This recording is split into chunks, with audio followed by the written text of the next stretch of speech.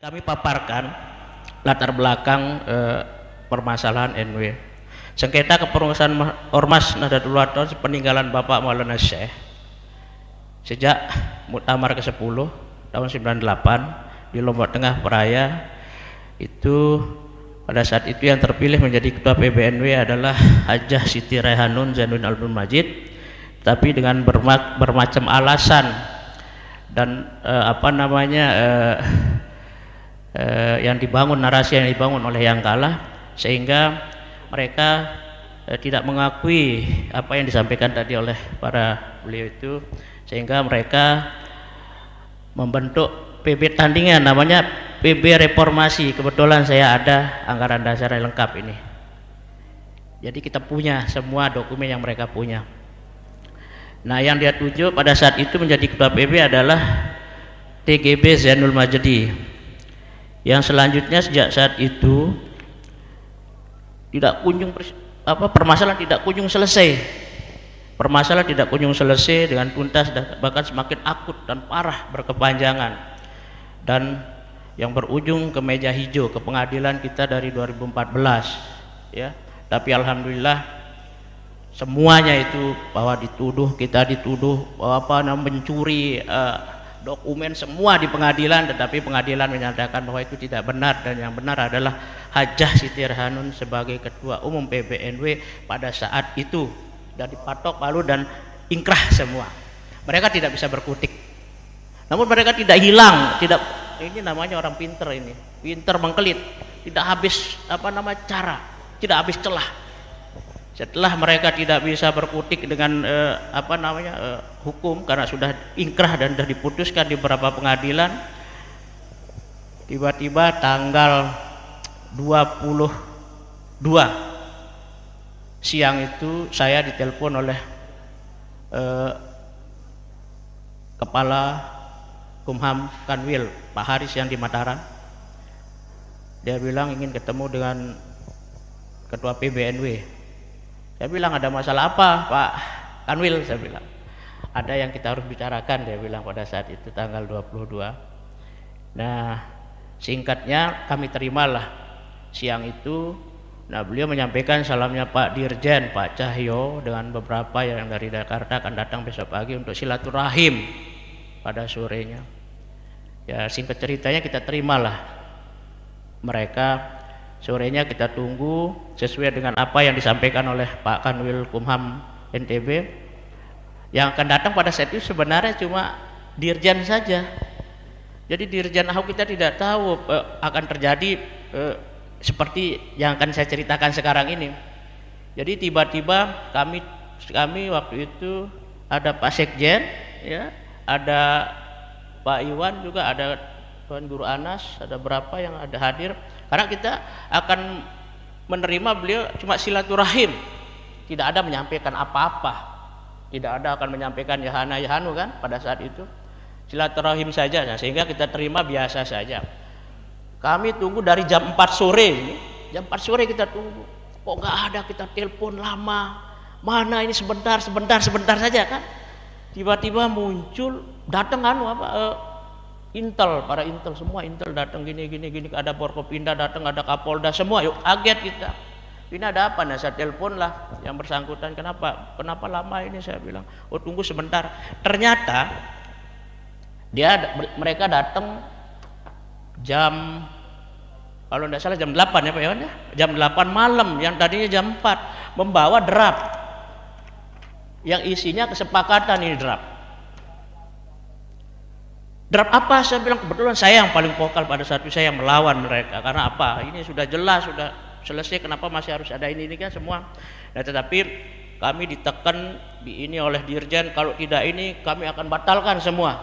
Dia bilang, kita diam, kami akan ini semua, karena ini sudah sepengetahuan presiden, macam lah mereka ini. Jadi diinterogasi, sehingga Ketua PBNW sama Ketua Rois Am waktu itu menyerahkan ke bagaimana kan begitu. Kalau gitu dibacalah, singkat cerita dibaca, nanti bisa kita tanya jawab ya, apa yang tidak jelas ini secara ini nanti ditanya ya.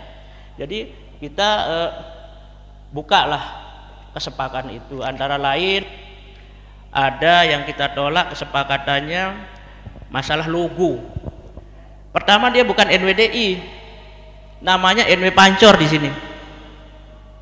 Ya, kita biarkan ya. Yang kedua, masalah logo. Logo tidak boleh sama. Tidak boleh sama dengan yang sudah ada. Kenapa? Karena logo dan merek NW sudah terdaftar di HKI, di Kumham. Jadi dia harus membuat latar belakangnya lain, apakah kuning, apakah terserah mereka.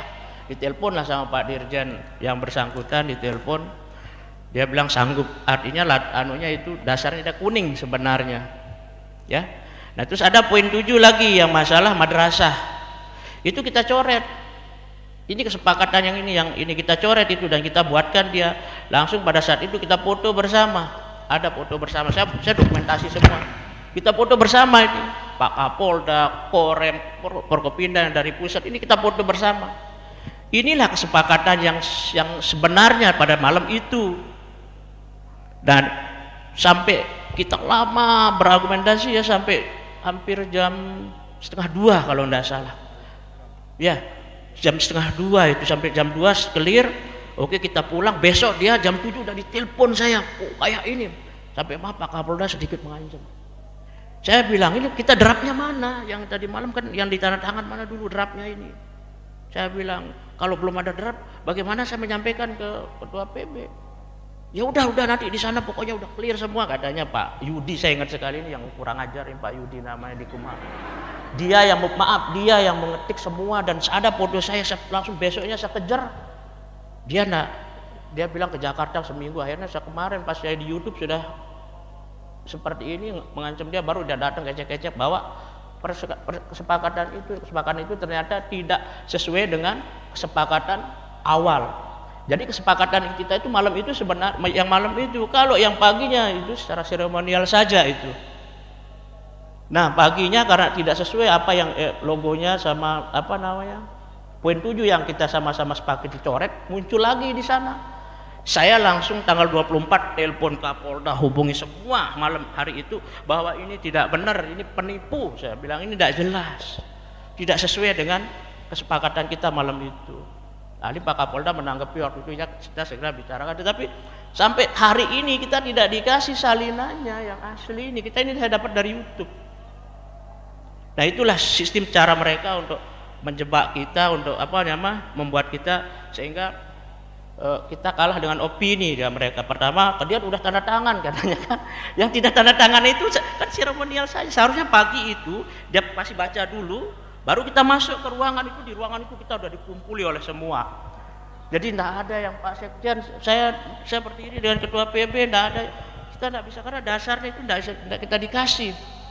Tiba-tiba muncul NWDI kan, muncul lagi yang 7. Nah, sehingga pada tanggal 24 ini kita PBMW sudah menolak kesepakatan itu, akan kembali ke aturan, ke hukum. Jadi lebih tinggi undang-undang daripada kesepakatan. Kita anggap kesepakatan ini tidak sah karena tidak sesuai dengan draft yang kita sama-sama ini. Ada foto semua dan bertanggung jawab mereka, dan Kapolda mengakui, dan kejaksaan juga kok bisa begini dia bilang. Jadi dokumen sudah kita sampaikan seperti itu, dan kita sudah batalkan dan sampaikan ke yang bersangkutan. Ya. Jadi NWDI yang dia dirikan tahun 2021 itu ormas yang sama dengan NW. Jadi dua organisasi yang tapi identitasnya berbeda. Jadi kalau NWDI yang kita punya adalah madrasah, saya bilang. Jadi bukan ormas. Bukan ormas. Nah, itu sekilas tentang ini. Tapi nanti adik-adik bisa tanya saya, jawab enggak apa-apa. Kenapa bisa begini, biar jelas. Ini secara umum saya kasih tahu bahwa kita dibohongin. Kita dibohongin. Sama dengan dia pidato, biarkanlah Zainuddin Hassani jadi ketua, saya wakil. Itu sudah awal kita perang di media, udah di pengadilan, udah kalah. Baru dia bilang begitu. Coba awal saya udah sampaikan, cabut itu mari kita bicara. Tapi ternyata enggak. Nah, tapi inilah akal-akal orang yang memang menurut saya ingin menghancurkan organisasi, sehingga kita betul-betul harus antisipasi dengan hal ini. Maka oleh munculnya kesepakatan itu, sekarang kita sebagai warga NW tentunya betul-betul harus kompak dan utuh, betul-betul bisa membedakan mbit dan begang ke rekat kuning, ke rekat birang deh. Nah itu saja, mungkin nanti selanjutnya apa yang saya sampaikan ini kita lebih tanya jawab sehingga lebih fokus dengan masalah itu. Dan mungkin itu saja. Terima kasih. Wallahul muwaffiq wal hadi ila sabilir rasyad. Wassalamualaikum warahmatullahi wabarakatuh. Pertama ada dua orang menanyakan, kita udah sah, kenapa sepakat? Mungkin perlu pertegasan, padahal sudah dibahas tadi. Kemudian apakah ada diskriminasi sampai saat ini? Kok walaupun kita melawan dengan pernyataan dan lain sebagainya, mereka masih saja pakai surat kesepakatan tersebut gitu. Oke, mohon ditanggapi. Terima kasih. Jadi kalau kita berbicara organisasi, ya kita dua-duanya sah itu deh. Ya, dua-duanya sah dan berbadan hukum, tetapi berbeda pendiri dan tahun berdirinya. Nah, kenapa dia sebenarnya apa yang disampaikan Pak Iwan tadi itu tidak perlu juga dia ke kita untuk minta persetujuan, tidak perlu. Tetapi inilah cara mereka untuk membuat opini di di masyarakat, sehingga kita ikuti maunya mereka. Karena apa? Karena ada di sana Forkopimda pada saat itu. Nah, pada saat mereka menyampaikan seperti itu, kita adakan kesepakatan. Nah, kesepakatan itu pun ternyata dia hianati, dia rubah. Dan setelah dia rubah, akhirnya kita jawab pun sesuai, dan PB menolaknya lagi dengan surat pada tanggal berapa ini? Sesuai dengan aturan undang-undang juga kita menjawabnya. Jadi kita kembali kepada undang-undang ormas sekarang. Jadi kesepakatan itu dianggap tidak berguna, sudah tidak kita abaikan kembali, karena ada undang-undang ormas. Di undang-undang ormas itu sudah jelas di sana berbunyi, sebentar, di undang-undang ormas ketentuan pasal 59 ayat 1 huruf E undang-undang ormas berbunyi, ormas dilarang menggunakan nama, lambang, bendera atau tanda gambar yang mempunyai persamaan pokok atau keseluruhan dengan nama, lambang, bendera atau tanda gambar ormas lain atau partai politik. Udah jelas dilarang. Jadi udah jelas dilarang seperti ini, sehingga apa yang mereka lakukan itu secara undang-undang ya ilegal. Nah, apa upaya hukumnya nanti kita bicara dengan lebah. Jelas itu kan. Jadi tidak boleh sama, dan kita tidak ada hubungan dengan ormas lain, dan kita tidak mengurus ormas lain. Yang kita urus adalah ormas NW yang didirikan oleh Maulana Syekh pada tahun 53. Jadi bukan yang berdiri tahun 2021 ya. Jadi itu jelasnya deh ya. Jadi nanti masalah aset kita bicara di belakang. Jadi tidak perlu diinikan. Karena apa? Masa barang orang dipakai oleh orang kan? Tidak mungkin itu deh kan. Tetapi ada celahnya, nanti ada cara lain. Dan tetap kita memakai aturan dan undang-undang hukum yang berlaku. Kita jangan arogan seperti tahun 98. Ya, mana yang hak dan mana yang batil pasti kelihatan di sana. Jadi masalah aset itu. Jadi, nah masalah perjanjian ini kita anggap sudah tidak ada deh. Apa upaya hukumnya? Sudah kita sampaikan dan sudah penolakan, sudah kita kirim ke yang bersangkutan, sudah kita sampaikan ke mereka bahwa kita kembali ke undang ormas, ke aturan sekarang. Karena apa? Kita sudah terdaftar lebih dulu, baik bendera, baik logo semua. Jadi kita jangan terpancing dengan opini-opini mereka itu. Jadi biarkan, udah jelas di undang-undang seperti tadi melarang. Nah sekarang dia pakai itu kan, apa yang dilarang dia pakai ya aturan nanti akan mengatur dia. Cuman sekarang karena mereka sedang menguasai birokrasi semua, ya Pak Dr. Mugni aja sampai terkeok-keok dibuat kan. Nah itu yang harus kita antisipasi sekarang. Makanya kita harus kompak, utuh, bersatu. Nanti kita bisa jalan apa yang menjadi petua, apa yang dipetunjuk oleh PBNW Ingat adik-adik itu kita bisa melawan mereka hanya melalui birokrasi. Birokrasi itu ada nanti kita kampanye sedikit, ada di Partai Gerindra. Ya, jadi kalau kita kompak di sana habis mereka, karena kita imbang. Sekarang kita tidak imbang. Jadi kita ikuti dulu petuah dari pengurus besar Nahdlatul Ulama untuk menjawab semua apa yang menjadi pertanyaan adik-adik tadi, dan kita buktikan. Karena pada saat 2014 saya masih aktif di Dewan, mereka buat NW tandingan habis kita buat, karena apa, sama-sama kita posisinya di sana itu. Nah sekarang kita tidak ada yang jadi, mereka ngoncer, Pak Mukti aja diatur sebagai sedemikian rupa kan? Karena apa? Ya karena birokrasi yang mereka kuasai. Nah itu sebabnya PBNW satu partai, Gerindra, gitu kan? Nah ini maksudnya itu, untuk kita berjuang memperkuat persatuan kesatuan kita di organisasi itu. Jadi paham deh ya. Jadi masalah upaya hukum itu pasti ada nanti, tetapi kita harus cari celah. Jangan kita konyol melawan konyol, karena mereka sudah menguasai. Itu yang pertama. Yang kedua, fakta harus semua kita pegang, secara de jure-nya kita pegang. Dari A sampai Z, yang sertifikat, yang puasa, semua ada sama beliau. Mereka tidak pegang apa-apa, cuma menguasai faktanya saja. Cuman dulu karena kita sama satu di organisasi NW, sehingga kita biarkan dia. Nah kalau sekarang kan dia sudah pindah rumah, masa dia mau tetap di rumah apa, di bar-bar di sini kan? Pasti itu kalau bukan haknya pasti diambil. Itu, tapi ada celah, ada caranya nanti. Ya, kita jangan seperti tahun 98 seperti yang saya bilang tadi. Jangan ngamuk. Kita ini negara hukum, negara undang-undang, kita harus kembali. Hanya dengan materi 10.000 nanti kita mau ngalah? Tidak ada. Nanti untuk lebih jelasnya masalah fakta hukumnya bisa dijelaskan oleh Lebah.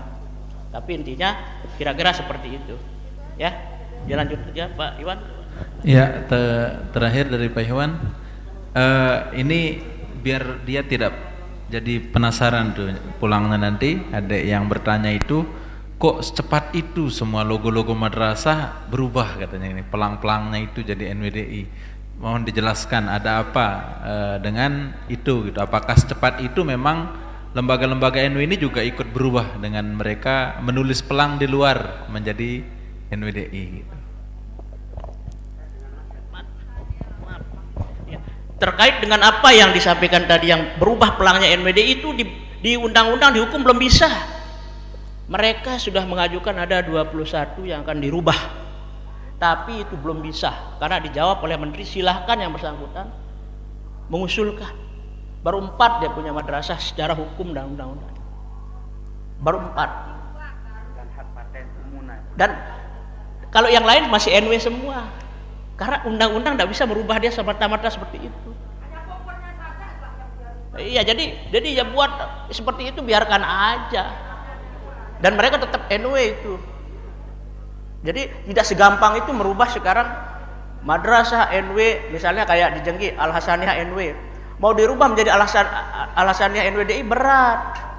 Prosesnya tidak segampang itu. Karena badan hukum semua dari Dikti semua harus berubah. Mau enggak sekolah itu seperti itu hanya karena kepentingan organisasi yang enggak jelas. Jadi gitu dia, adik-adik jangan galau dengan mereka itu. Mereka sudah ngajukan memang, tetapi tidak disetujui. Sama dengan lambang yang dapat pakai NWDI itu, belum dia punya hak memakainya. Tetapi kita harus menunggu dulu. Karena kita sudah terdaftar, hak paten kita sudah jelas, di sana ada 2 hak logo kita, yaitu 1 bulan bintang 5 sama di bawahnya ada NW-nya, benderanya itu NW. Jadi ada dulu logo yang kita punya. Nah itu tidak boleh sama, karena kesepakatan pada saat itu katanya kalau tidak salah dia kuning ya, dia mau dasar kuning, tetapi gambar apa kita tidak mau tahu. Dan itu hak mereka. Itu. Ya jelas kan?